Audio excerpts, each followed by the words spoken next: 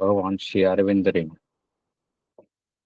த human cycle பயில்வதற்காக நம் அனைவரையும் இந்த இணையதளத்தின் மூலம் ஒருங்கிணைத்து இந்த நல்ல வாய்ப்பினை நமக்கு அருளியுள்ள பகவானுக்கும் ஸ்ரீ அன்னைக்கும் நமது நன்றியையும் வணக்கத்தையும் அவர்களது பொற்பாதங்களில் சமர்ப்பிப்போம்.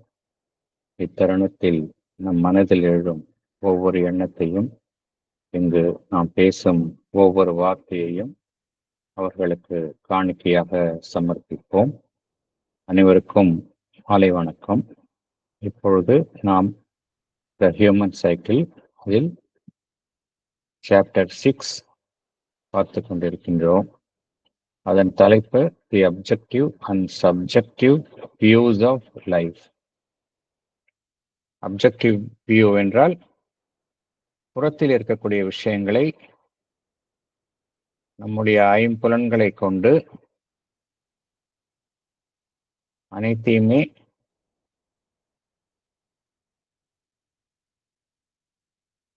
இந்த புவி உலகை சார்ந்த விஷயங்களாக அனைத்தையுமே பார்ப்பது, அதுதான் அப்ஜெக்டிவ் வியூஸ். சப்ஜெக்டிவ் என்றால் இவைகளையும் தாண்டிய சில விஷயங்கள், சில உண்மைகள் இருக்கின்றன. இந்த உண்மைகள் எல்லாம் நம்முடைய புறத்தில் காணப்படும் மனம், உடல் வாழ்வு இவைகளினுடைய செயல்பாட்டிற்கு சற்று அப்பால் இருக்கின்றன. அவைகள் குறித்த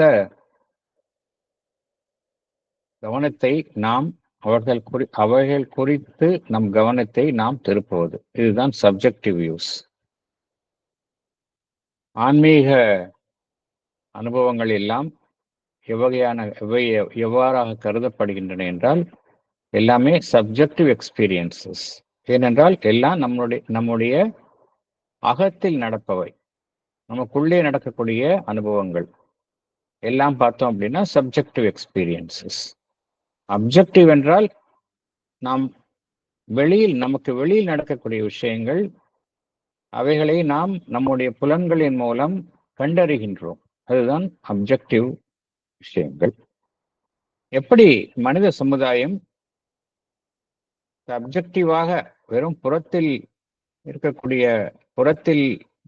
இருந்து தன்னுடைய கவனத்தை உள்முகமாக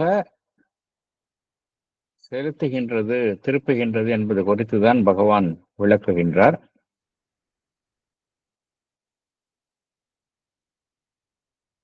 இதில் என்ன ஒரு முக்கியமான அம்சம் காணப்படுகின்றது என்றால், நம்முடைய தனிப்பட்ட அமைப்பு, அதற்குள் ஏற்படும் அனுபவங்கள், இதைத்தான் சப்ஜெக்டிவ் இண்டிவிஜுவலிசம் என்கின்றார். அதில் நாம் கவனம் செலுத்துகின்றோம். அதில் நமக்கு கிடைக்கக்கூடிய ஒரு ஒளி, திருப்தி, சுதந்திரம், மகிழ்ச்சி இவை அனைத்தையும் நாம் கவனத்தில் எடுத்துக்கொள்கின்றோம், இவைகளை நாடுகின்றோம். அது மாத்திரமல்ல, நாம் சார்ந்திருக்கும் குழு, அதனுடைய உணர்வு நிலையையும் நாம் கவனத்தில் எடுத்துக்கொள்கின்றோம். தனி மனிதன் என்பவன் அவன் சார்ந்திருக்கும் குழுவினுடைய ஒரு வெளிப்பாடாக கருதப்படுகின்றான். ஆகையினால் அந்த குழு, அவன் சார்ந்திருக்கும் குழுவினுடைய மகிழ்ச்சி, அதனுடைய நலன் தனி மனிதனுடைய நலனை விட ஒரு மேலாக கருதப்படுகின்றது. சில சமயம் என்ன நடக்கின்றது, இது சற்று மிகைப்படுத்தப்பட்டு தனி மனிதனுடைய விருப்பு வெறுப்புகள் அந்த குழுவினுடைய நலனுக்கு கீழ்ப்படிந்து இயங்குபவைகளாக காணப்படுகின்றன.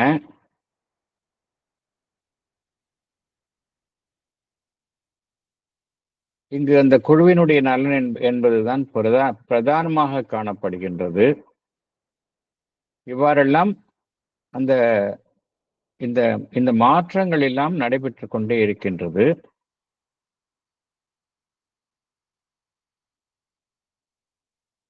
இதில் என்ன கூறுகின்றார் பகவான்?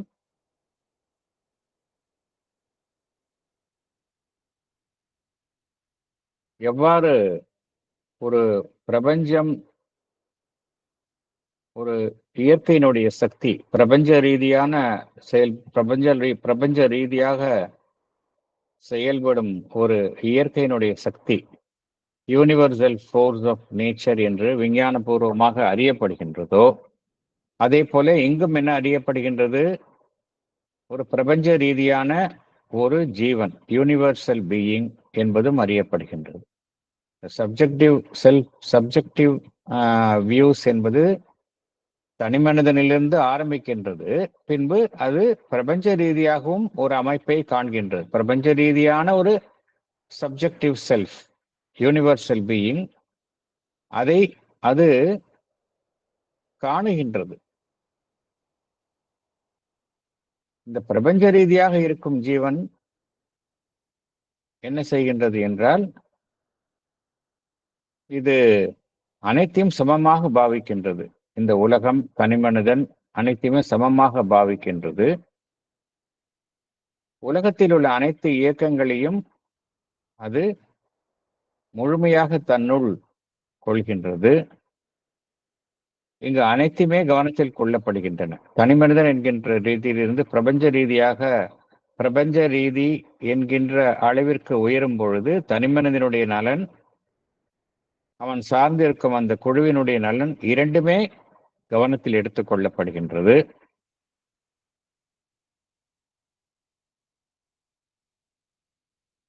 ஒருவர் தனி மனிதனுடைய தன்னுடைய நலன், பிறருடைய நலன், இவை இரண்டையும் உள்ளடக்கிதான் செயல்படுகின்றார். தனிமனிதன் என்பவர் அவர் சார்ந்திருக்கும் அமைப்புடன் ஒரு ஒத்துசைவுடன் இயங்குகின்றார். அந்த அவர் அடையும் வளர்ச்சியும், அந்த குழு சார்ந்திருக்கும் குழு அமைப்பு அதனுடைய வளர்ச்சியும் ஒத்திசைவுடன் ஒரு வளர்ச்சியை அடைகின்றன. ஒன்றுடன் ஒன்று முரண்படுவது இல்லை. ஒன்றுடன் தனிமனிதன் வேறு, அந்த குழு அமைப்பு என்பது வேறு என்றோ அல்லது இவை இரண்டும் ஒன்றுடன் ஒன்று முரண்பட்டவை என்றோ கருதப்படுவது இல்லை. எல்லாமே ஒரே அமைப்பாக காணப்படுகின்றன. இது அடுத்த நிலை என்று கூறுகிறார். சப்ஜெக்டிவ் வியூஸ் என்ற அந்த தற்சார்புடைய, சப்ஜெக்டிவ் என்றால் என்ன அர்த்தம் அப்படின்னா, நம்மை சார்ந்த விஷயம், அது நமக்குள்ளே இருக்கக்கூடிய விஷயம். அது எப்படின்னா ஒரு இண்டிவிஜுவலுக்குள்ள ஆரம்பிக்குது, நமக்குள்ள இருக்கக்கூடிய விஷயம். ஆனால் அதற்குள்ளேயே நிற்பது இல்லை. பிரபஞ்சம் தழுவியும் அந்த அமைப்பு காணப்படுகின்றது. அப்ஜெக்டிவ் நம்ம புறத்தில் நாம் கவனம் செலுத்தும் பொழுது அது அப்ஜெக்டிவாக விடுகின்றது. அது எவ்வாறு இயங்குகின்றது? ஒரு தனி மனிதன் தனக்கு வெளியே நடப்பவை அனைத்தையும் பார்க்கின்றான்.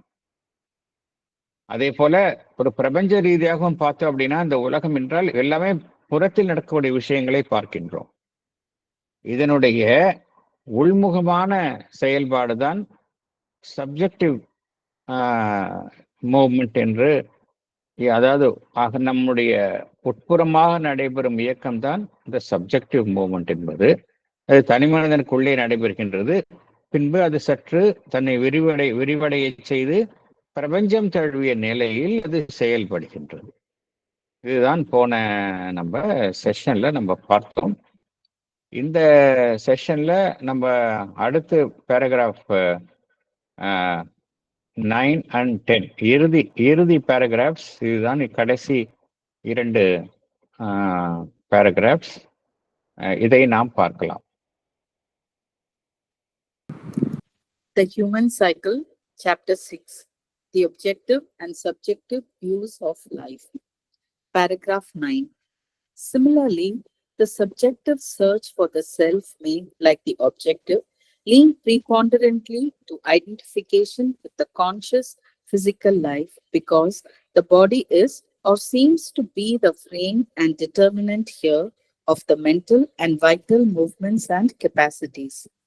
or it may identify itself with the vital being, the life soul in us and its emotions, desires, impulses, seekings for power and growth and egoistic fulfillment. Or it may rise to a conception of man as a mental and moral being, exalt to the first place his inner growth, power, and perfection, individual and collective, and set it before us as the true aim of our existence. Thank you. Okay, can I read? Thank you. Yeah, Can I? please. Salient points.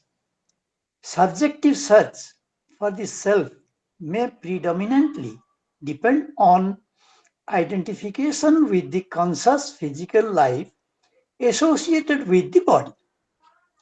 Because the body is the framework within which our mental and vital movements take place. Or it may identify itself with the vital being, its emotions, desires, seekings for power and egoistic fulfillment. Or it may rise to the conception of man as a mental and moral being and prioritize his inner growth, power, and perfection and set it as the true aim of existence. Thank you, sir. Thank you. Thank you. பகவான் இங்க என்ன கூறுகின்றார்? நம்முடைய ஆன்ம தேடுதல் எல்லாருக்குமே இப்ப நாம் அனைவருமே எதில் நம்மை ஈடுபடுத்திக் கொண்டிருக்கின்றோம் என்றால் ஏதோ ஒரு விஷயத்தை நாம் தேடுகின்றோம். இந்த உலக விஷயங்கள் எல்லாம் இருக்கின்றன, இருந்தாலும் ஏதோ ஒன்றை நம்முடைய ஜீவனினுடைய ஒரு பகுதி ஏதோ ஒன்றை நாடுகின்றது. இந்த தேடுதல் பார்த்தோம் அப்படின்னா இருந்து கொண்டே இருக்கின்றது. அந்த தேடுதல் இருப்பதினால்தான் நாம் இத்தகைய ஒரு கற்பதில் நமக்கு அப்பாற்பட்ட விஷயங்களை கற்றுக்கொள்வதில் ஆர்வம் காண்பிக்கின்றோம். ஆன்மீக விஷயங்களில் நாட்டம் கொள்கின்றோம். இது ஏன் நமக்கு தெரியாது. அதாவது ஒருத்தரை கரெக்டா சரியா சொல்லணும் அப்படின்னா, எதற்காக இவ்வாறெல்லாம் செய்கின்றீர்கள் என்று கேட்டால் அவருக்கு எதற்காக என்று சொல்ல தெரியாது. கூறலாம், ஏதோ நம்முடைய உணர்வு நிலையில் முன்னேற்றம் அடைதல், நம்முடைய இயல்பில் மாற்றம் அடைய செய்தல் என்றெல்லாம் நாம் கூறலாம். இருந்தாலும் ஏதோ ஒன்று நம்முள் இருக்கக்கூடிய ஒன்று இத்தகைய விஷயங்களை நாடுவதற்கு நம்மை ஊக்குவிக்கின்றது. இது நம் அனைவருக்குமே இது பொருந்தும். அந்த பயணத்தில பார்த்தோம் அப்படின்னா அது படிப்படியாகத்தான் அந்த பயணம் நடைபெறுகின்றது. வெகு அபூர்வமாகவே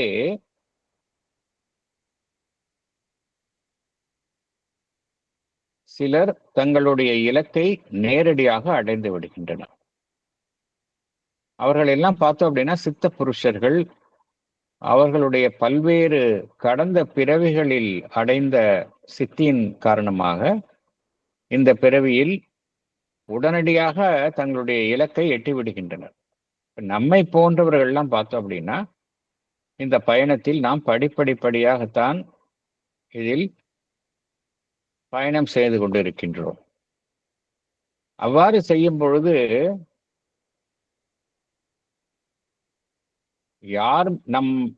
நாம் யாருமே நம்முடைய ஜீவனினுடைய முக்கியமான பகுதிகளாக காணப்படும் உடல், மனம், நம்முடைய பிராணமயம், அதாவது நம்முடைய இந்த இமோஷனல் செல்ஃப் என்று கூறலாம்.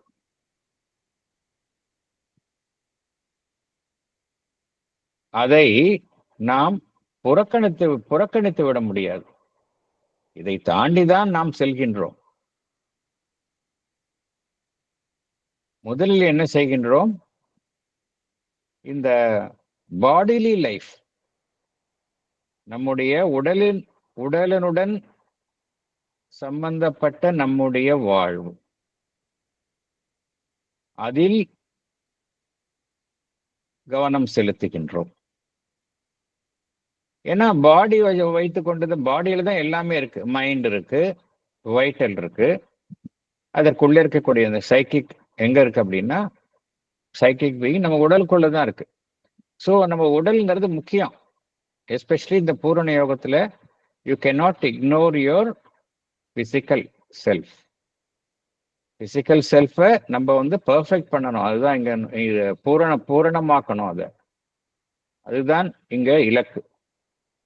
ஸோ ஃபர்ஸ்ட் நம்ம அதனுடன் நம்மை அடையாளம் கண்டு கொள்கின்றோம். அடுத்தது என்ன செய்கின்றோம்? நம்முடைய பிராணமயம், வைட்டல் பீயிங், அதனுடன் சம்பந்தப்பட்ட இமோஷன்ஸ், உணர்ச்சிகள், ஆசைகள், உந்துதல்கள், ஒன்றை அடைய வேண்டும் என்கின்ற தீவிரம், இதில் நம்முடைய தன்முனைப்பை திருப்தி செய்தல், இதெல்லாம் அங்க நடைபெறுகின்றது. இது அடுத்த ஸ்டேஜாக இருக்கின்றது. அடுத்தது என்ன காணப்படுகின்றது என்றால், ஒரு மனிதன் தன்னை ஒரு மனம் சார்ந்த ஒரு அமைப்பாக காண்கின்றான். மென்டல், அது மாத்திரமல்ல, தன்னை ஒரு தார்மீக அறநெறியுடன் செயல்படும் அமைப்பாக காண்கின்றான். மாரல் பீயிங், தார்மீக நெறியுடன் செயல்படும் அமைப்பாக ஒவ்வொரு மனிதனும் காண்கின்றான். அவனுக்குன்னு யாரை எடுத்துக்கிட்டாலும் சரி, அவங்களுக்குன்னு ஒரு நியாயம் வச்சிருப்பாங்க. இப்படிதான் செயல்படணும், இப்படிதான் நான் இருப்பேன் அப்படின்னு எல்லோருமே ஒரு நியாயம் வைத்துக் கொண்டிருக்கின்றார்கள். ஒரு தார்மீக அறநெறி சார்ந்த செயல்பாடு.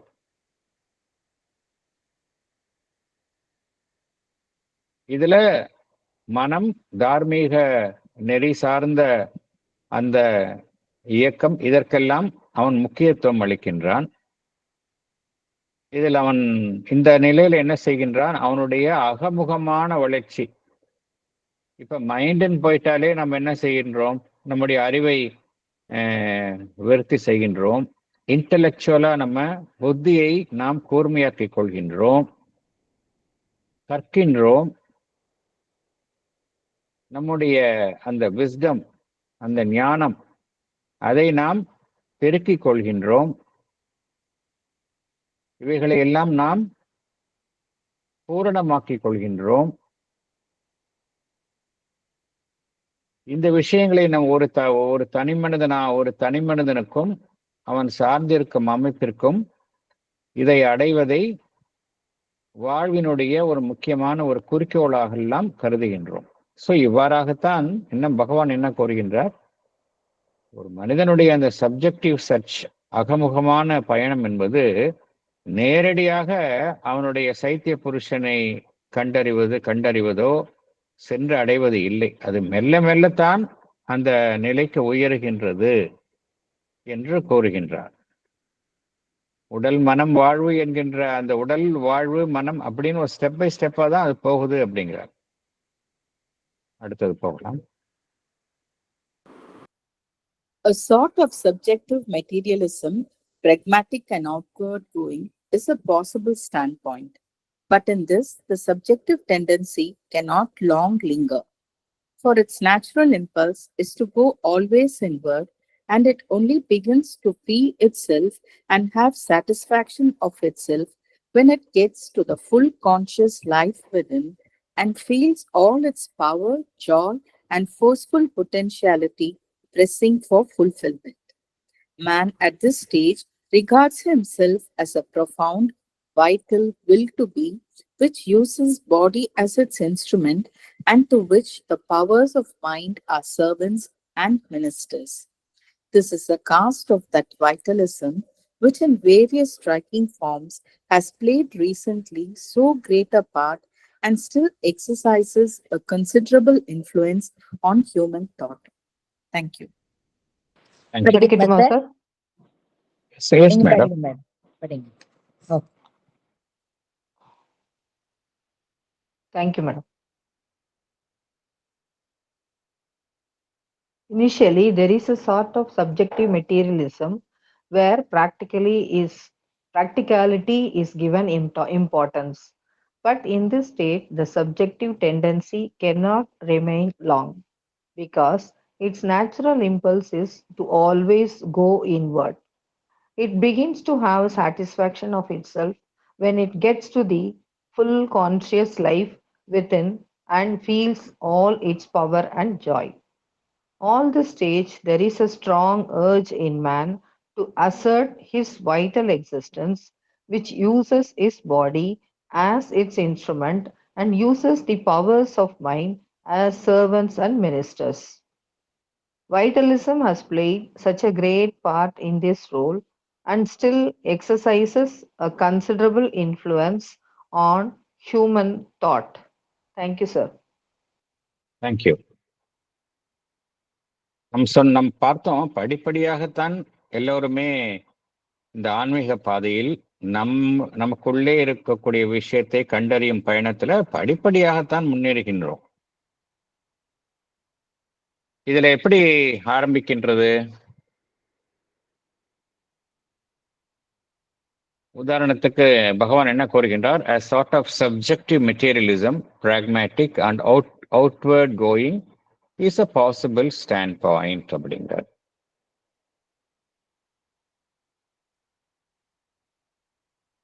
இறைசக்தியை பொதுவாக எல்லோருமே எடுத்துக்கொண்டால் நாம் பிரார்த்தனை செய்கின்றோம். வாழ்வுல நமக்கு ஒன்று சவால்கள், வாழ்க்கை என்றாலே சவால்கள் நிறைந்ததாக காணப்படுகின்றது. யாருமே சொல்ல முடியாது எனக்கு வாழ்க்கையில சவால்கள் இல்லை அப்படின்னு சொல்லவே முடியாது. அது உடல் ரீதியான சவால்களாக இருக்கலாம், உடலில் சுகவீனம் அவ்வாறாக இருக்கலாம், அல்லது பொருள் ரீதியான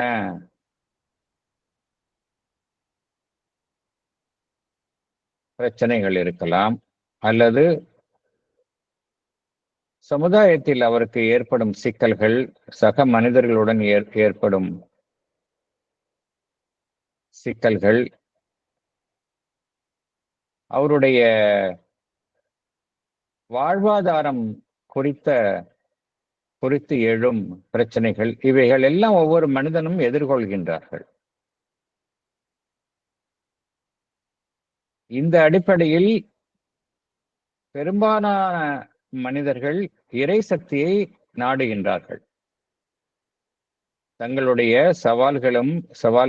சவால்களுக்கு ஒரு தீர்வு காணவும், ஒரு மனதில் நிம்மதிக்காகவும், நம்பிக்கை வாழ்வில் உண்டு ஏற்படுத்துவதற்காகவும் இறை சக்தியை நாடுகின்றார்கள். எல்லாம் நம்ம செய்யறோம், செஞ்சுட்டு ஒரு ஹையர் பவர், நம்மிலும் உயர்ந்த ஒரு உயர் சக்தியை நாடுகின்றோம். ஆரம்பத்தில் பார்த்தோம் அப்படின்னா அது நம்முடைய புற விஷயங்கள் சார்ந்த வாழ்வினுடைய அன்றாட விஷயங்கள், நடைமுறை பிரச்சனைகளை சமாளிப்பதற்கு இறைசக்தியை நாம் நாடுகின்றோம். இதை யாரும் மறுக்கவே முடியாது. அது தப்பும் கிடையாது. மதர் என்ன சொல்றாங்க, அதுல தப்பே கிடையாது அப்படிங்கிறாங்க.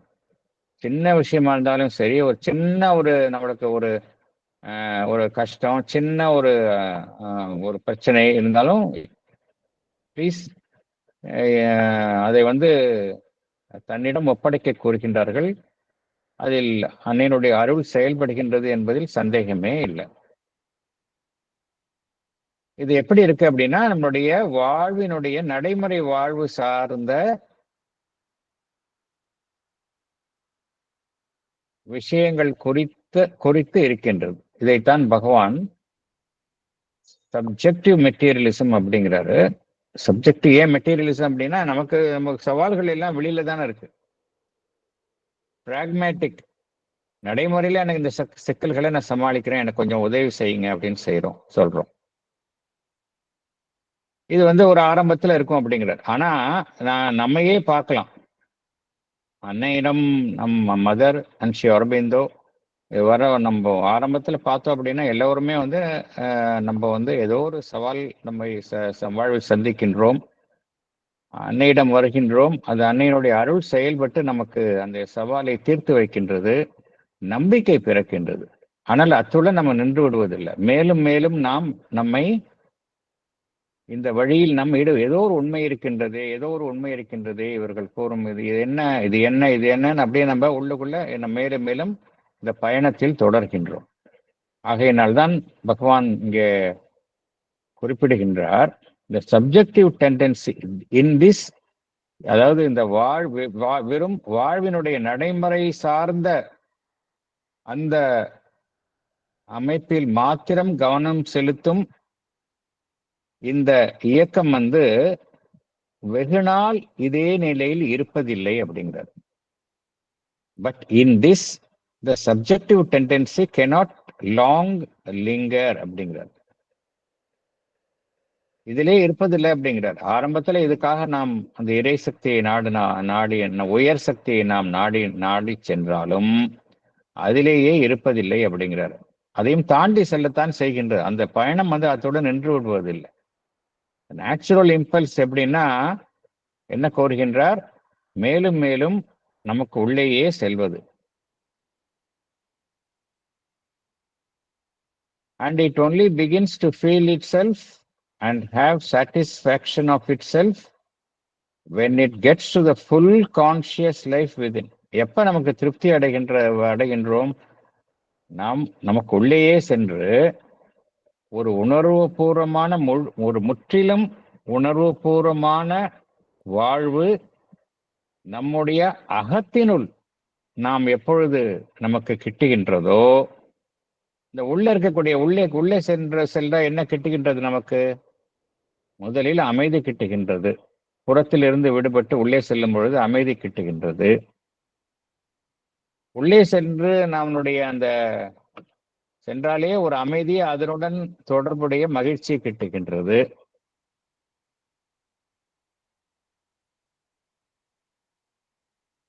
உண்மையினுடைய தரிசனம் அவ்வப்போது கிட்டுகின்றது.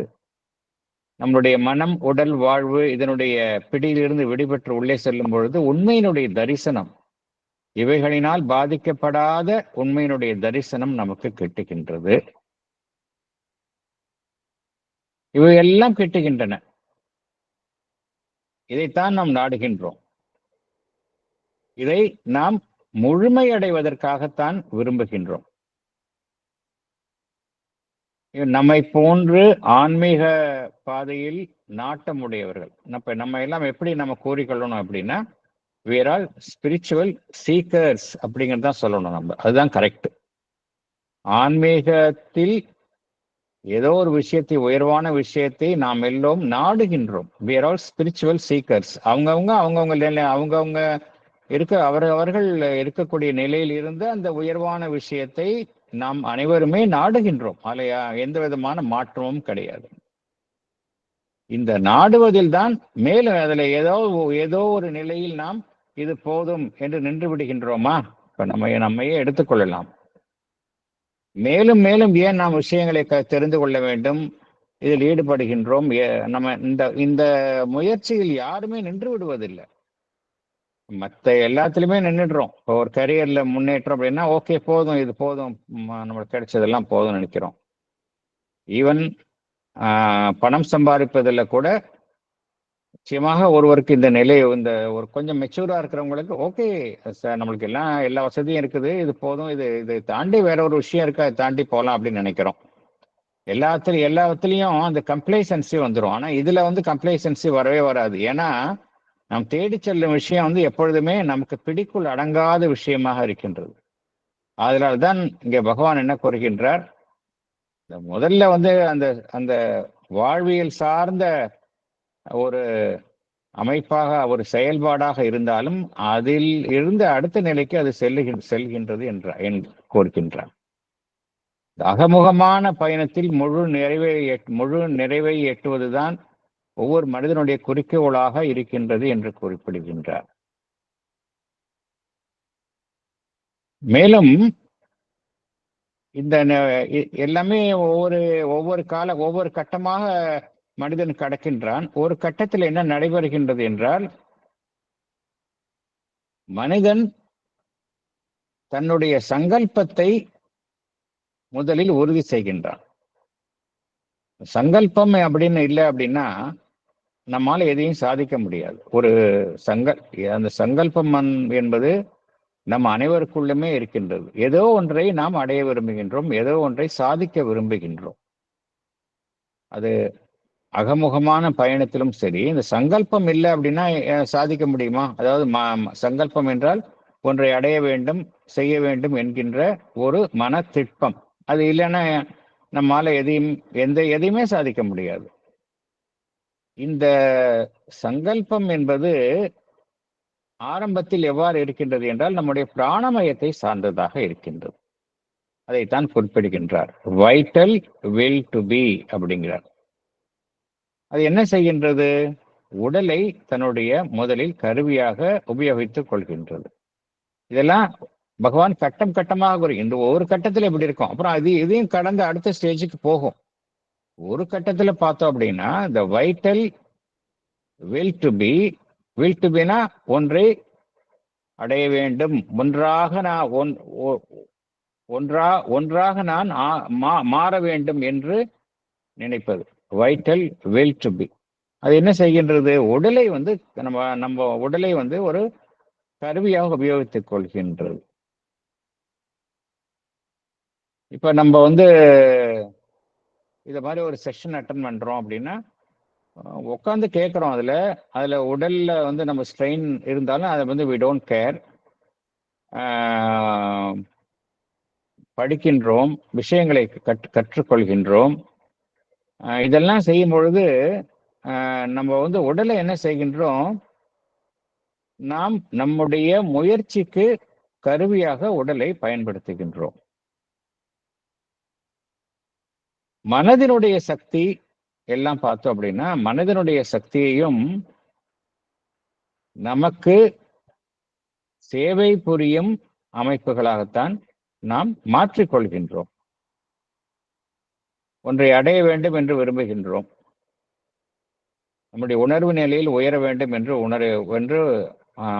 விழைகின்றோம். உணர்வு நிலையில் உயர வேண்டும் என்றால் ஏதோ ஒன்றை நாம் சங்கல்பித்து அதில் கவனம் செலுத்த வேண்டியிருக்கின்றது. அது தியானமாக இருக்கலாம், அல்லது நல்ல நூல்களை, ஆன்மீக நூல்களை கற்பதில் கவனம் செலுத்தலாம், அல்லது நல்ல விஷயங்களை கேட்பதில் கவனம் செலுத்தலாம். இதெல்லாம் சங்கல்பம் சார்ந்தது. அவ்வாறு இந்த இயக்கத்தில் என்ன செய்கின்றோம்? உடலை நம்ம சொல் பேச்சு கேட்கிற மாதிரி வைத்துக் கொள்கின்றோம். நம்முடைய தேவைக்கு ஏற்ப உடல் செயல்படும்படி நாம் அதை பழக்கிக் கொள்கின்றோம். மனதையும் அவ்வாறு பழக்கிக் கொள்கின்றோம் இல்லையா? ஒன்றை கற்றறியும் பொழுது இது மாதிரி விஷயங்களை, புதிய உயர்வான விஷயங்களை நாம் கற்றுக்கொள்ளும் பொழுது என்ன நடைபெறுகின்றது? மனதனுடைய ஒத்துழைப்பு தேவைப்படுகின்றது. மனதிற்கு ஆரம்பத்தில் இது மாதிரி விஷயங்கள்லாம் புரியாது. ஆனால் போக போக போக மனம் பழக்கப்படுத்தப்படுகின்றது. உயர் விஷயங்களை கற்றுக்கொள்வதற்கு மனம் பழக்கப்படுத்தப்படுகின்றது. எல்லாம் இறுதி நோக்கம் எதற்காக என்றால் ஏதோ ஒன்று நமக்குள்ள இருக்கு, அதை நாம் அறிந்து கொள்ள வேண்டும் என்கின்ற ஒரு உந்துதல், ஒரு நாட்டம்.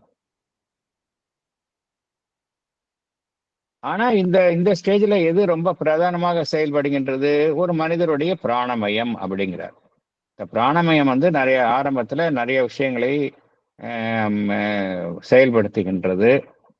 சம்டைம்ஸ் இது இந்த பக்தி மூமெண்டா கூட இருக்கலாம், அது வைட்டல் பக்தியாக கூட இருக்கலாம். சம்டைம்ஸ் இதனுடைய செயல்பாடு பிராணமயத்தை பிரதானமாக சார்ந்து இருக்கலாம். ஆனா இது இடைப்பட்ட ஒரு செயல்பாடு என்று கூறுகின்றார். அடுத்தது போகலாம். Beyond it, we get to a subjective idealism now beginning to emerge and become prominent, which seeks the fulfillment of man in the satisfaction of his inmost religious, aesthetic, intuitive, his highest intellectual and ethical, his deepest sympathetic and emotional nature, and regarding this as the fullness of our being and the whole object of our being, tries to subject to it the physical and vital existence. These come to be considered rather as a possible symbol and instrument of the subjective life flowing out into forms than as having any value in themselves. A certain tendency to mysticism, occultism, and the search for a self independent of the life and the body accompanies this new movement, new to modern life after the reign of individualism and objective intellectualism, and emphasizes its real trend and character. Thank you. Thank you. Padikit Master, Yes, madam. salient points. Going beyond it, there is now beginning to emerge a subjective idealism which is gaining prominence. It seeks fulfillment of man in satisfaction of his inmost religious, aesthetic, intuitive, and his highest intellectual and ethical nature. These become a possible symbol and instrument of the subjective life. A certain tendency to mysticism, occultism, and search for a self independent of the life and body accompanies this new movement. Thank you, sir. Thank you, madam. படிப்படியாக பார்த்தோம் எப்படி மனிதன் வந்து திரும்புகின்றான். ஆரம்பத்துல அவனுடைய வாழ்வியல் சார்ந்த விஷயங்களுக்கு முக்கியத்துவம் தருகின்றான், உடல் சார்ந்த விஷயங்களுக்கு முக்கியத்துவம் தருகின்றான், அப்புறம் மனம் சார்ந்த விஷயங்களுக்கு முக்கியத்துவம் தருகின்றான், அப்புறம் பிராணமயம் சார்ந்த விஷயங்கள், அதில் கிடைக்கக்கூடிய ஒரு சக்தி, ஒரு வீரியம், இதற்கெல்லாம் அதன் மூலம் அவனுடைய அந்த ஈகோ அது திருப்தியுறுதல், இதற்கெல்லாம் முக்கியத்துவம் தருகின்றான். ஆனா இதிலேயே நிற்பதில்லை, அவன் அடுத்த நிலைக்கு மனிதன் செல்கின்றான்.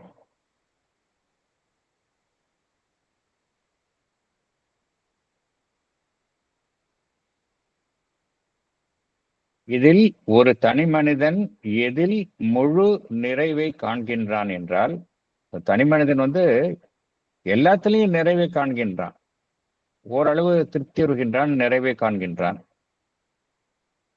பிசிக்கலா பார்த்தோம் அப்படின்னா இந்த மெட்டீரியல் கம்ஃபர்ட்ஸ், பணம், வீடு, இது மாதிரி புறத்தில் இருக்கக்கூடிய விஷயங்கள், மெட்டீரியல் கம்ஃபர்ட்ஸ், அதுல ஒரு ஃபுல்ஃபில்மெண்ட் கிடைக்குது மனிதனுக்கு. அதுக்கு அடுத்தது அவனுடைய பிராணமயம் சார்ந்த விஷயங்கள், ஒரு பவர், ஒரு செல்வாக்கு, தன்னுடைய புகழ், தன்னுடைய ஈகோவை திருப்திப்படுத்தும் விஷயங்கள் எல்லாம் ஏதோ ஒரு சென்ஸ் ஆஃப் சாட்டிஸ்ஃபேக்ஷன் அதை தருகின்றது. அடுத்தது அவனுடைய புத்தி சம்பந்தப்பட்டமான விஷயங்கள், இன்டலெக்சுவல் அச்சீவ்மெண்ட்ஸ், இது அவனுக்கு ஏதோ ஒரு நிறைவை தருகின்றது. ஆனால் முழு நிறைவு இதில் எல்லாம் கிட்டுகின்றதா என்றால் இல்லை. ஃபுல்ஃபில்மெண்ட், முழு நிறைவு வந்து இதுல சாட்டிஸ்ஃபேக்ஷன் கிடைக்கும். ஆனா இந்த சாட்டிஸ்ஃபேக்ஷன் என்பது ஒரு பூரணமாக இருக்காது. ஒன்று திருப்தி அடைந்தவுடன் மற்றொன்றை அது நாடும். அதுதான் இதுல இருக்கக்கூடிய ஒரு டிஃபிஷியன்சி. ஒரு கோரிக்கை நிறைவேறியவுடன் மற்றொரு கோரிக்கை அங்கு தோன்றும். ஃபைனல் கிடையாது. அதுல சென்ஸ் ஆஃப் செல்ஃப் ஃபுல்ஃபில்மெண்ட் வந்து ஒரு மனிதனுக்கு வந்து எதுல கிடைக்குது அப்படின்னா, அவனுடைய அகம் சார்ந்த விஷயங்கள், இன்மோஸ்ட் ரிலீஜியஸ், ஈஸ்தெட்டிக் அண்ட் இன்ட்யூட்டிவ் அப்படிங்கிறார். இதில் எதுல எல்லாம் ஒரு மனிதனுக்கு வந்து ஒரு முழு நிறைவான ஒரு திருப்தியோ ஒரு முழு நிறைவு கிட்டுகின்றது என்றால், இஸ் இன்மோஸ்ட் ரிலீஜியஸ். ரிலீஜியஸ் என்றால் என்ன அர்த்தம்னா அவனுடைய உயர்வான விஷயங்கள். அதான் ரிலீஜியஸ் என்றால் இங்க வந்து மதம் சார்ந்த அப்படின்னு நினைக்க கூடாது. இதுல என்ன அர்த்தம் அப்படின்னா ஏதோ ஒரு உயர் விஷயத்தை அதை முனைப்புடன் நாடுதல். நம்மிலும் உயர்வான ஒரு விஷயத்தை முனைப்புடன் நாடுதல், அதுதான் இன்மோஸ்ட் ரிலீஜியஸ் அர்த்தம். ஈஸ்தட்டிக் என்றால் எல்லாமே வந்து ஒரு அனைத்தையுமே ஒரு கலை நயத்துடன் பார்த்தல், அழகு உணர்ச்சியுடன் பார்த்தல் ஈஸ்தட்டிக். அந்த ஈஸ்தட்டிக் அந்த சென்ஸ் இருக்கிறதுனால தான் பார்த்தோம் அப்படின்னா எவ்வளவோ படைப்புகள், கலைகள் எல்லாம் எப்படி வளர்ந்துருக்கு அப்படின்னா கலைகள் எண்ணற்ற கலைகள் வளர்ந்துருக்கு. நம்ம நாட்டை விட வேற எங்கேயும் நாம் போக தேவையில்லை. சிற்ப கலைகளா இருக்கட்டும், இசையாக இருக்கட்டும், ஓவியமாக இருக்கட்டும், கவிதைகளாக இருக்கட்டும், எல்லாமே பார்த்தோம் அப்படின்னா எல்லாமே ஈஸ்தட்டிக். நம்முடைய கோயிலினுடைய ஒவ்வொரு கோயிலினுடைய அமைப்பும் பார்த்தோம்னா இதுல எல்லாமே இருக்கும். நம்ம பார்க்கறது எல்லாமே வந்து ஒரு கோயில் அப்படின்னு எடுத்துக்கிட்டோம் அப்படின்னா இந்த கோவில்ல இசையை காண்கின்றோம், நாட்டிய கலையை காண்கின்றோம், சிற்பக்கலையை காண்கின்றோம், அங்கு பக்தியையும் காண்கின்றோம், எல்லாமே காண்கின்றோம். ஏன்னா அது மாதிரிதான் நம்ம நாட்டுல வைத்திருந்தார்கள் எல்லாமே. இதெல்லாம் வந்து அந்த முழு நிறைவை ஒரு மனிதனுக்கு தருகின்றது. அதே போல அவனுடைய அறிவு சார்ந்த விஷயங்களிலும் ஒரு உச்சக்கட்ட நிலையை ஒரு மனிதன் எட்ட விரும்புகின்றான். Highest intellectual. தன்னுடைய தார்மீக நெறி சார்ந்த விஷயங்களிலும் ஒரு உச்சக்கட்ட நிலையை எட்ட விரும்புகின்றான். அவனுடைய பரிவு காட்டும் தன்மை, மற்றவர்களிடம் ஒரு நல்ல உயர்வான உணர்ச்சியுடன் அந்த இயல்பை கொண்டிருத்தல், இதற்கெல்லாம் மனிதன் முக்கியத்துவம் தருகின்றான். இதைதான் மனிதன் தன்னுடைய ஜீவனினுடைய ஒரு முழுமை, இதை எட்டுவதில்தான் ஒரு மனிதன் தன்னுடைய ஜீவனினுடைய முழுமையை அடைகின்றான். புறத்தில் நம்ம ஏற்கனவே பார்த்த புறம் சார்ந்த விஷயங்களில் இல்லை. இந்த விஷயங்கள் தான் மனிதனுக்கு வந்து ஒரு முழுமையை தருகின்றது. ஆதலால் தான் எல்லோருமே வந்து எடுத்துக்கிட்டோம் என்றால் மேலும் மேலும் மேலும் இந்த விஷயங்களை நோக்கி தான் போயிட்டு இருக்கிறோம். பகவான் வந்து லைஃப் டிவைன்ல முதல் சாப்டர்லயே இந்த ஹியூமன் ஆஸ்பிரேஷன் என்று கூறியுள்ளார்.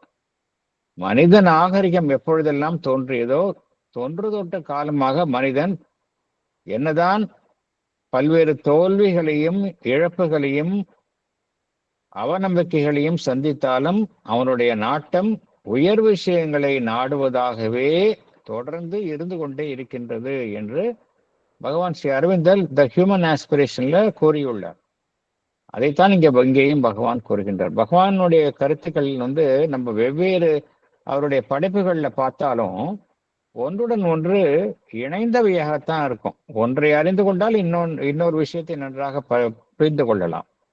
ஒன்றுடன் ஒன்று தொடர்புடையவையாகத்தான் இருக்கும். அதைத்தான் இங்க பகவான் கூறுகின்றார். ஒரு மனிதனுடைய சாதாரண பிசிக்கல் அண்ட் வைட்டல் எக்ஸிஸ்டன்ஸ் இதை விட இத்தகைய உயர்வான விஷயங்களை நாடுவதில் தான் அவனுக்கு முழு நிறைவு கிட்டுகின்றது அப்படிங்கிறார்.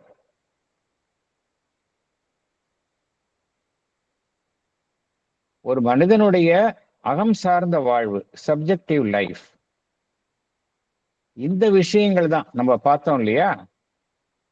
அவனுடைய ஈஸ்தட்டிக் அச்சீவ்மெண்ட், மதம் சார்ந்த அவனுடைய ஈடுபாடு செயல்பாடுகள், அவனுடைய இன்ட்யூட்டிவ் உள்ளுணர்வை சார்ந்த அவனுடைய செயல்பாடுகள், அவனுடைய மிகவும் உயர்வான அறிவு சார்ந்த விஷயங்கள், தார்மீக நெறி சார்ந்த விஷயங்கள், இவைகள் எல்லாம் எவ்வாறு காணப்படுகின்றன என்றால் அவனுடைய அகம் சார்ந்த வாழ்வினுடைய சங்கேத குறியீடுகளாக காணப்படுகின்றன. These come to be considered rather as a possible symbol and instrument, சாதனங்களாக காணப்படுகின்றன, சங்கேத குறியீடுகளாக காணப்படுகின்றன. These come to be considered rather as a possible symbol and instrument of the subjective life, flowing out into forms than as having any value in themselves. அதாவது இது எப்படின்னா, இதன் மூலமாக வெளிப்படும் அந்த வடிவங்கள் அதில்தான் முக்கியத்துவம் தரப்படுகின்றது. இதன் மூலமாக then value in themselves. இப்போ ஃபார் எக்ஸாம்பிள் நம்ம சொல்லலாம், இப்போ தியாகராஜருடைய கீர்த்தனைகள் நமக்கு எல்லோருக்குமே தெரியும். அதே போல் நிறைய பக்தி சார்ந்த இசையை நாம் அறிந்துள்ளோம். இதுல ரெண்டு விஷயம் இருக்கு. இதுல என்ன விஷயம் அப்படின்னா, ஒன்று அந்த அதில் பொதிந்துள்ள அந்த இசை நயம், அதனுடைய அந்த நுணுக்கம், இதெல்லாம் இருக்கு. ஆனா அதுல முக்கியமான விஷயம் என்ன அப்படின்னா, ஒரு மிஸ்டிக் எலிமெண்ட் இருக்கு. இதையெல்லாம் தாண்டி இத்தகைய ஒரு உயர்வான விஷயங்களை கொண்டுள்ள அந்த இசையில் ஒரு மிஸ்டிக் எலிமெண்ட் இருக்கு. எதற்கு வேல்யூ ஜாஸ்தி அப்படின்னா, அந்த மிஸ்டிக் எலிமெண்ட்டுக்கு தான் வேல்யூ ஜாஸ்தி, வெறும் இசைக்கு மாத்திரம் அல்ல. அதே போலதான் ஓவியமாக இருக்கட்டும். எவ்வளவோ ஓவியங்களை பார்க்கின்றோம். அந்த ஓவியங்கள் எவ்வாறு தோன்றின, ஓவியங்களும் சிற்பங்களும் எவ்வாறு தோன்றின என்றால், அதை படைத்தவனுடைய ஒரு இன்ட்யூட்டிவ் எக்ஸ்பிரஷன்ஸ் எல்லாமே. அது வெறும் அவர் மேத்தமேட்டிக்ஸ் மாதிரி ஒரு புக்கை படிச்சுட்டு அப்படியே போடல. அவருக்கு இன்ட்யூஷன்ல உள்ளுணர்வை சார்ந்த அவருடைய வெளிப்பாடாகத்தான் அனைத்துமே காணப்படுகின்றன. இந்த ஒரு சிற்பத்தை படைத்துள்ளார் என்றால் நம்ம எப்படி பார்க்கணும் அப்படின்னா, அதற்கு தான் ஒரு 2 வீக்ஸ் முன்னாடி இந்த ஸ்ருதி பித்வேக்கர் அப்படிங்கிறவங்க பகவான் ஸ்ரீ அரவிந்தனுடைய எழுத்துக்களிலிருந்து கோட் பண்ணியிருந்தாங்க. எப்படி ஒரு ஆர்ட்டை நம்ம பார்க்கணும் அப்படின்னா, நம்ம அதற்கு முன்னாடி சென்று மனதை அமைதிப்படுத்தி எந்த நிலையில் இருந்து அதை இந்த சிற்பி வடித்துள்ளார் என்பதை அந்த தளத்திற்கு சென்றால்தான் அந்த சிற்பத்தை நம்மால புரிந்து கொள்ள முடியும். அப்பதான் அந்த சிற்பத்திற்கு பின்னால் உள்ள அந்த மிஸ்டிக் வேல்யூ, அந்த எலிமெண்ட்டை நம்ம புரிந்து கொள்ள முடியும். இதுல அந்த சிற்பம் இந்த கல்லினால் செதுக்கப்பட்டது அப்படிங்கிற ஒரு புற விஷயங்களை முக்கியத்துவம் இல்லை. அதற்கு பின்னால் உள்ள விஷயம்தான் முக்கியம். எந்த தளத்தில் இருந்து அந்த படைப்பாளியினுடைய வெளிப்பாடாக அது அமைந்தது, அதுதான் இங்க முக்கியம். அதைத்தான் இங்க பகவான் சொல்கின்றார். These come to be considered rather as a possible symbol. இதெல்லாம் சங்கேத குறியீடுகளாகத்தான் நமக்கு காணப்படுகின்றன. சிம்பிளுக்கு பின்னாடி ஒரு ட்ரூத் இருக்கு. Symbol and instrument of the subjective life flowing out into forms than as having any value in themselves. வெறும் சிற்பம்னா, அந்த சிற்பத்துல அந்த ஒரு கல்லினால் உருவாக்கப்படுதுன்னா அதுக்கு வேல்யூ கிடையாது. இந்த சிற்பத்திற்கு பின்னால் உள்ள படைப்பாளியினுடைய அந்த வெளிப்பாடு எந்த தளத்தில் இருந்து வெளிப்பட்டுள்ளது, உருவாக்கப்பட்டுள்ளது, அது எந்த ஒரு உண்மையை அது வெளிப்படுத்துகின்றது என்கின்ற அந்த விஷயத்துக்கு தான் அங்க முக்கியம். அதைத்தான் இங்க பகவான் சொல்றார். சப்ஜெக்டிவ் அப்ரோச்சுங்கிறது இதுதான் அப்படிங்கிறார். இதுல எதெல்லாம் உள்ளடங்குகின்றன? ஒரு மிஸ்டிசிசம். மிஸ்டிசிசம் என்றால் என்ன அர்த்தம் அப்படின்னா, அறிவுக்கு அப்பாற்பட்ட விஷயம். மிஸ்டிக் அப்படின்னு என்ன அர்த்தம்? அறிவினால் புரிந்து கொள்ள முடியாத அந்த செயல்பாடுகளை, அறிவுக்கு அப்பாற்பட்ட விஷயம். மிஸ்டிசிசம், அக்கல்டிசிசம், மறைவியல் ஞானம் அப்படிங்கிறாங்க. இதெல்லாம் இதுல அடங்கிடுது. The search for self. இதுல என்ன பார்க்கிறோம்? நம்முள்ள ஏதோ ஒரு விஷயம் இருக்கு, இந்த ஆன்மன் என்கின்ற விஷயம் நமக்குள்ள இருக்கு. அது நம்முடைய வாழ்வு, உடல், அதை தாண்டிய ஒரு விஷயமாகத்தான் நம்மிடம் காணப்படுகின்றது. இதெல்லாம் தான் அந்த சப்ஜெக்டிவ் வியூஸ் ஆஃப் லைஃப், அந்த சப்ஜெக்டிவ், அந்த அகமுக வாழ்வு, தற்சார்புடைய வாழ்வு என்பதனுடைய இயக்கமாக காணப்படுகின்றது. இது ஒரு புதியதாக காணப்படுகின்றது. எதற்கு புதியதாக இருக்கின்றது? இத்தகைய ஒரு அகம் சார்ந்த வாழ்வு என்பது எதற்கு புதியதாக இருக்கின்றது? ஒருவர் எப்பொழுதுமே புறத்தில் இருக்கின்றார். ஒரு மாடர்ன் லைஃப்ல இருக்காரு.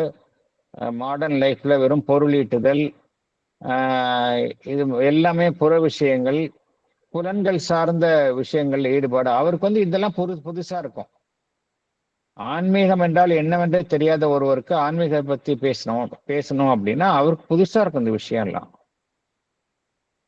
என்னுடைய சாதனை தான் முக்கியத்துவம் வாய்ந்தது, நான் தான் உயர்ந்தவன் என்கின்ற இண்டிவிஜுவலிஸ்டிக்கா இருக்கிறவங்களுக்கு அது மாத்திரமல்ல, என்னுடைய அறிவு சொல்வதைத்தான் நான் கேட்பேன், நான் ஒரு அறிவு ஜீவி, அறிவுக்கு புறம்பான விஷயங்களை நான் ஏற்றுக்கொள்ள மாட்டேன் என்றெல்லாம் கூறுபவர்களுக்கு இந்த விஷயம் புதுசா இருக்கும் அப்படிங்கிறார். அடுத்தது போகலாம். Paragraph 10. But here also, it is possible for subjectivism to go beyond and to discover the true self as something greater even than mind. Mind, life, and body then become merely an instrumentation for the increasing expression of this self in the world. Instruments not equal in their hierarchy, but equal in their necessity to the whole, so that their complete perfection and harmony and unity as elements of our self expression become essential to the true aim of our living. And yet, that aim would not be to perfect life, body, and mind in themselves, but to develop them so as to make a fit basis and fit instruments for the revelation in our inner and outer life of the luminous self, the secret Godhead, who is one and yet various in all of us, in every being and existence, thing, and creature. The ideal of human existence, personal and social, would be its progressive transformation into a conscious outflowering of the joy, power, love, light, beauty of the transcendent and universal spirit. Thank you. Thank you.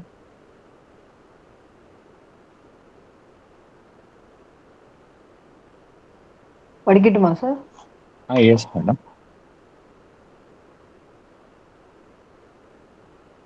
It is possible for subjectivism to go beyond and discover the true self as something greater than mind. Mind, life, and body would become merely an instrumentation for the expression of the self in the world. These instruments would become equal in their necessity to the whole and their complete perfection and harmony as elements of our self expression become essential to the true aim of our living. This aim would make them fit instruments for the revelation in our inner and outer life of the luminous self. Thank you, sir. Thank you.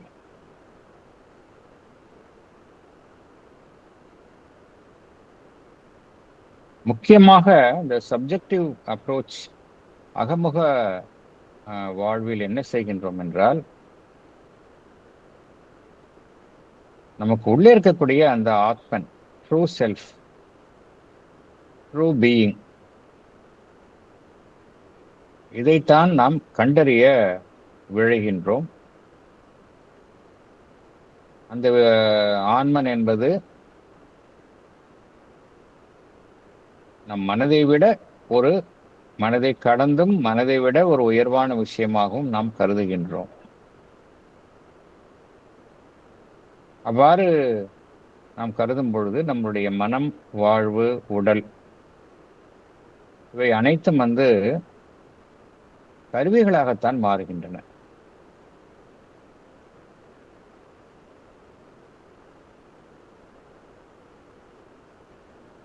எதற்காக செயல்படும் கருவிகளாக மாறுகின்றன என்றால், இந்த கருவிகளாக இருக்கக்கூடிய மனம், உடல், வாழ்வு இதனுடைய செயல்பாடு எவ்வாறு அமையும் என்றால், இவைகளினுடைய செயல்பாடு அனைத்துமே மேலும் மேலும் நம்முள் இருக்கக்கூடிய அந்த ஆன்மனினுடைய வெளிப்பாட்டிற்காக செயல்படும் கருவிகளாகத்தான் அமையும் என்று கூறுகின்றார். நம்முடைய சைத்திய புருஷனை கண்டறியும் வரையில் உடலினுடைய செயல்பாடு, மனதினுடைய செயல்பாடு, பிராணமயத்தினுடைய செயல்பாடு அனைத்துமே தம் போக்கில் நடைபெறுகின்றன. பிராணமயம் என்று ஒன்றை வற்புறுத்துகின்றது என்றால், கோருகின்றது என்றால் அதன்படி செயல்படுகின்றோம். பெரிதொரு சமயம் நம் உடல் ஒன்றை நாடுகின்றது என்றால் அதற்கு இணங்குகின்றோம். பெரிதொரு சமயம் நம்முடைய மனம் ஒன்றை நாடுகின்றது என்றால் அதற்கு உட்பட்டு நாம் செயல்படுகின்றோம். ஆனால் எப்பொழுது நம்முடைய அந்த உண்மையான நமக்குள் இருக்கக்கூடிய அந்த சைத்திய புருஷன் அல்லது இந்த ட்ரூ செல்ஃப் இதை நாம் கண்டறிகின்றோமோ அந்த தருணத்தில் நம்முடைய புறத்தில் இருக்கக்கூடிய உடல் மனம் வாழ்வு என்றும் வாழ்வு அனைத்தும் நம்முள் இருக்கக்கூடிய அந்த ஆன்மன் சைத்திய புருஷன் அதை வெளிப்படுத்தும் கருவிகளாகத்தான் அமையும்.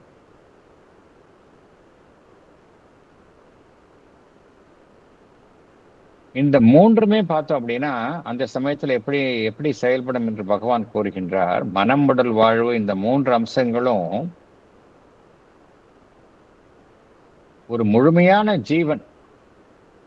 முழுமையான ஜீவன்ல இந்த மூன்றுமே முக்கியத்துவம் வாய்ந்ததாக கருதப்படும். தற்பொழுது சராசரி மனிதனை எடுத்துக்கொண்டால் எப்படி கருதப்படுகின்றது? சில பேருக்கு உடல் தான் பிரதானமாக இருக்கின்றது. உடல் சார்ந்த விஷயங்கள், நல்ல உணவை நாடுதல், சுகமாக இருத்தல், இது உடல் சார்ந்த விஷயங்கள்.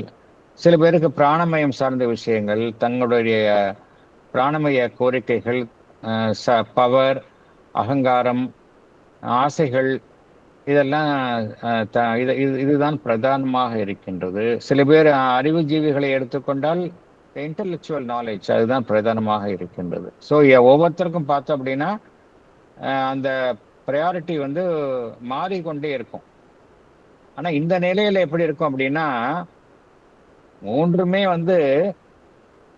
அந்த ஒரு முழுமையான ஜீவனினுடைய இன்றியமையாத அங்கங்களாக தான் இருக்கும். மூன்றுமே செயல்படும். இந்த மூன்றுமே ஒரு முழுமையான ஜீவனினுடைய இன்றியமையாத அங்கங்களாகத்தான் உடல், மனம், வாழ்வு இவை மூன்றும் செயல்படும் அப்படிங்கிறார்.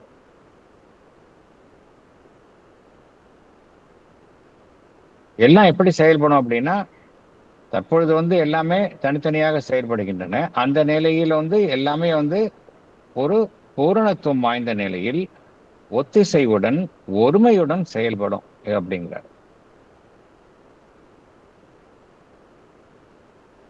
இது அவ்வாறு செயல்படுவதுதான் அத்தகைய ஒரு சப்ஜெக்டிவ் லைஃப் அதனுடைய ஒரு முக்கியமான நோக்கமாக இருக்கும் என்று கூறுகின்றார். இதுல வெறும் வாழ்வை மாத்திரம் நாம் ஒரு பூரணமாக்குவதோ, உடலை மாத்திரம் பூரணமாக்குவதோ, மனதை மாத்திரம் பூரணமாக்குவதோ இங்கு நமது நோக்கமாக இருக்காது அப்படிங்கிறார். இங்கு நாம் எதை இலக்காக கொள்கின்றோம் என்றால் மனம், உடல், வாழ்வு இவை மூன்றையும் நாம் நன்கு வளர்ச்சி உற செய்கின்றோம். எதற்காக என்றால் இவை மூன்றுமே ஒரு சரியான கருவிகளாக நம்முள் இருக்கக்கூடிய ஆன்மனை வெளிப்படுத்தும், நம்முடைய அகவாழ்விலும் சரி புறவாழ்விலும் சரி நம்முடைய ஆன்மனை வெளிப்படுத்தும் ஒரு சரியான கருவிகளாக செயல்படுவதற்காகத்தான் நாம் இந்த மூன்றையும் நாம் செம்மைப்படுத்துகின்றோம். வெறும் அவைகளுக்காக மாத்திரமல்ல, அந்த ஆன்மனை நன்றாக வெளிப்படுத்த வேண்டும் என்கின்ற நோக்கத்துடன் இந்த மூன்றையும் நாம் செம்மைப்படுத்துகின்றோம். அகவாழ்விலும் சரி, புறவாழ்விலும் சரி. இதில் என்ன செய்கின்றோம்? நம்முள் இருக்கக்கூடிய அந்த ஒளி பொருந்திய அந்த நம்முடைய ஜீவன், ஆன்மன், லியூமினஸ் செல்ஃப், நம்முள் மறைந்திருக்கும் அந்த இறையம்சம், த சீக்ரெட் காட்ஹெட், இதைத்தான் நாம் மனமுடல் வாழ்வில் மூன்றமாக வெளிப்படுத்துவதற்காக அங்கு செயல்படுகின்றோம். இதுல பகவான் என்ன கூறுகின்றார்? ஒரு மனிதனுடைய ஒரு சிறப்பான வாழ்வு எப்படி இருக்கும் அப்படிங்கிறத பகவான் கோடிட்டு காட்டு. ஒரு லட்சிய வாழ்வு, ஒரு தனி மனிதனுடைய தனிப்பட்ட லட்சிய வாழ்வு, அது வந்து அவனுடைய தனிப்பட்ட நிலையிலும் சரி, சமுதாய சார்ந்தும் சரி, எது ஒரு லட்சியமாக இருக்க முடியும் என்றால்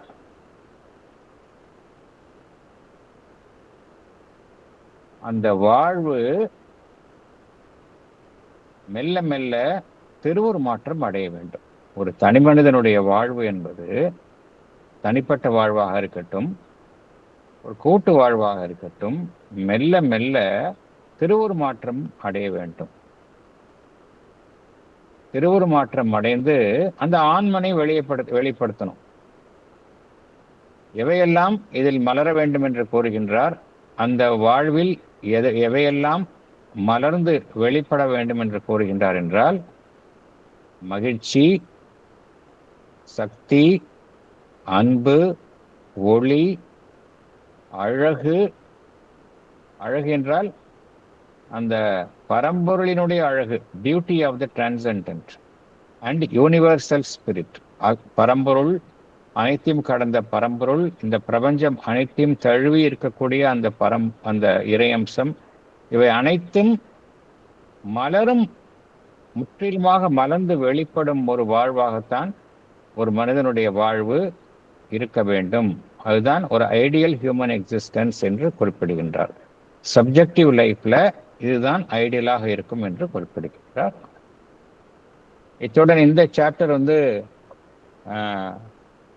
முடிவடைகின்றது. நமக்கு சாப்டர் 6 இது முடிவடைகின்றது. அடுத்தது சாப்டர் 7 வந்து நம்ம எது வந்து தனி மனிதனுடைய வாழ்வினுடைய ஒரு ஐடியல் லட்சியமாக இருக்கணும் அப்படிங்கிறாரு. அடுத்தது பகவான் கூற போவது the ideal law of social development, சமுதாய வளர்ச்சிக்கான ஒரு எது வந்து ஒரு சிறப்பான விதியாக இருக்க முடியும் சமுதாய வளர்ச்சிக்கு என்பது குறித்து பகவான் விளக்குகின்றார் அடுத்த சாப்டர்ல. அதை அடுத்த செஷன்ல பார்க்கலாம். வேற ஏதேனும் கருத்துக்கள் இருந்தால் பகிர்ந்து கொள்ளலாம்.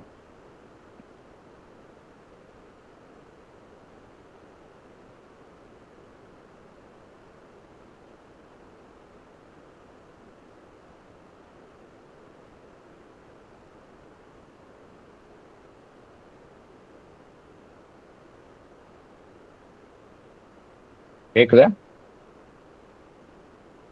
Am I audible?